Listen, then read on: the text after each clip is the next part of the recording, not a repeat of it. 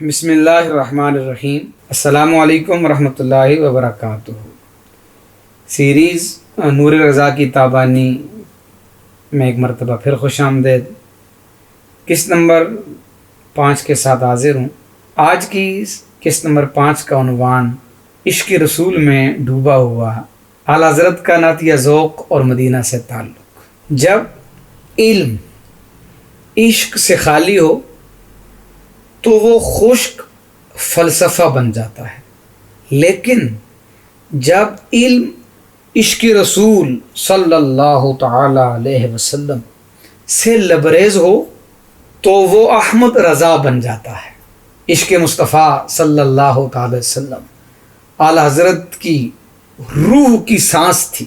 اعلیٰ حضرت امام احمد رضا قادری رحمۃ اللہ تعالی علیہ کا سب سے نمایاں وصف عشق رسول صلی اللہ تعالی علیہ وسلم تھا۔ یہ عشق محض دعویٰ نہیں تھا، بلکہ آپ کے قلم میں عشق، آپ کی سانسوں میں ادب اور آپ کی زندگی میں اطاعت رسول صلی اللہ تعالی علیہ وسلم تھی۔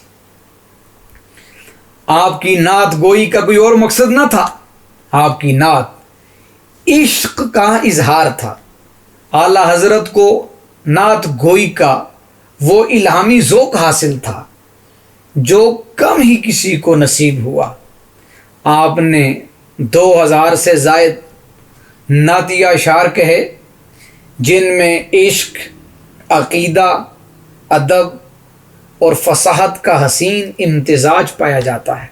آپ کے مشہور نعتیہ مجموعے ہدایت بخشش یہ سب سے مقبول نعتیہ دیوان ہے۔ اس میں شامل شورۂ آفاق، نعت، سلام اور یہ سلامیہ قصیدہ مصطفیٰ جان رحمت پہ لاکھوں سلام، شمع بزم ہدایت پہ لاکھوں سلام۔ یہ سلامیہ قصیدہ آج بھی پوری دنیا میں عاشقوں کی زبان پر، مدینہ کی ہواؤں میں اور خانقاہوں کی فضاؤں میں گونجتی ہے۔ آپ کا ادب رسول بھی بے مثال تھا اور اس کا انداز علمی و عملی تھا۔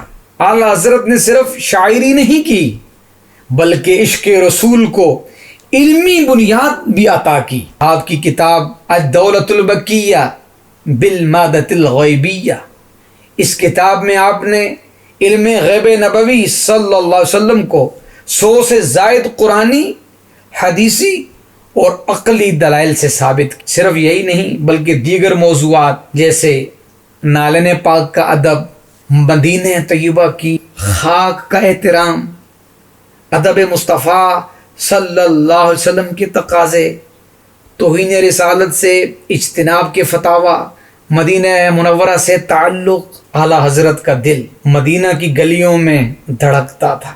آپ نے کبھی مدینہ حاضری کا شوق یوں بیان کیا: کاش میں مدینہ کی گلی کا خاک روب ہوتا، اگر حرم نبوی کی خاک کا ذرہ سا ذرہ میری آنکھ پر لگ جائے تو اس آنکھ کا نور 2 عالم کے نور سے بڑھ جائے۔